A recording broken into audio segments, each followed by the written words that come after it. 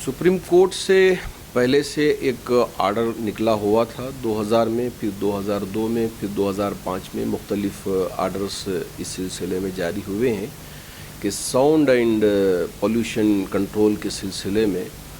तो उसी को रखते हुए इस वक्त हमारी रियासत कर्नाटक की सरकार ने एक सर्कुलर जारी किया है कल ही।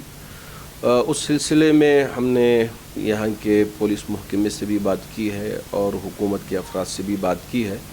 तो चूँकि उसमें लिखा हुआ है कि रात के 10 बजे से लेकर सुबह के 6 बजे तक किसी भी कौम के लिए लाउड स्पीकर का इस्तेमाल करना जायज़ नहीं है, ममनू है और इसको रोका गया है।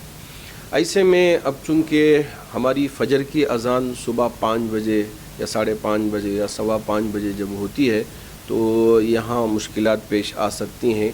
तो अब मुसलमानों को क्या फ़जर की अज़ान के लिए माइक का इस्तेमाल करना होगा या नहीं होगा, ये पहला सवाल। दूसरा सवाल ये है कि क्या मीनारों से हमको लाउड स्पीकर उतरवाना है, जैसे दूसरे स्टेट्स के अंदर हालात हमारे सामने आ रहे हैं।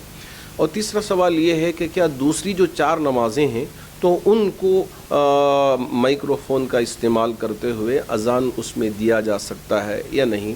ये मुख्तलिफ सवालात हमारे सामने आ रहे हैं।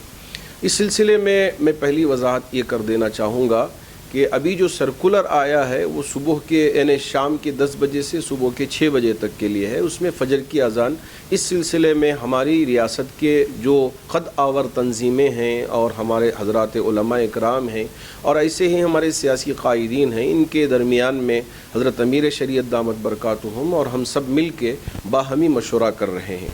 इंशाअल्लाह 2-3 दिन के अंदर जुमा के बाद या शाम तक सारी तफसीलात हम आपके सामने रखेंगे।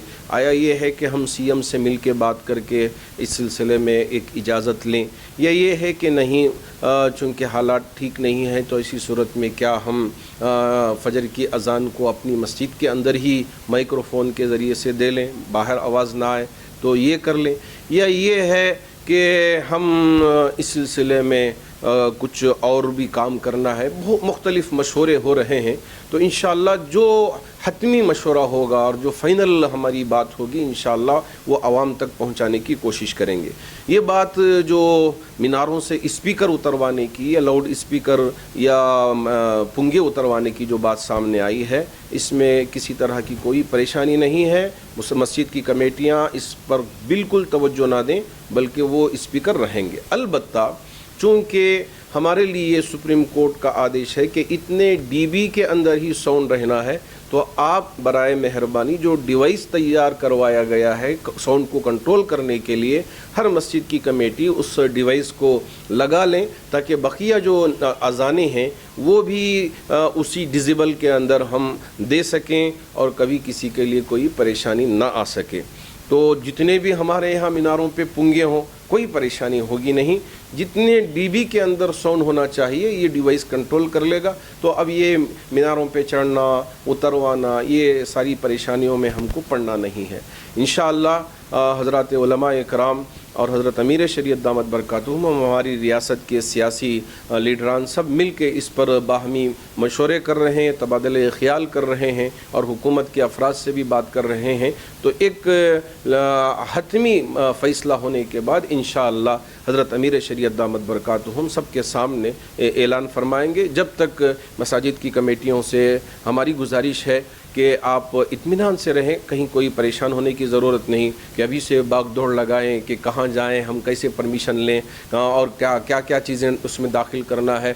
इन सारी उलझनों में हरगिज़ न पड़ें। आप इत्मीनान के साथ अपने अपने मकामात पर रहें।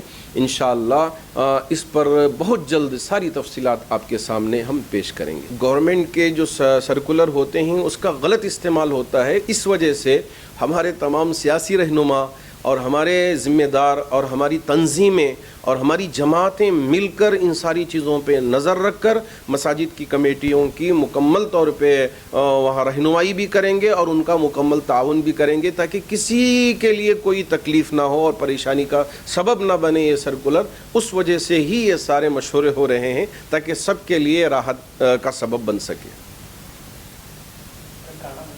Thank you for watching Gulbarga Times. For daily updates, subscribe our channel.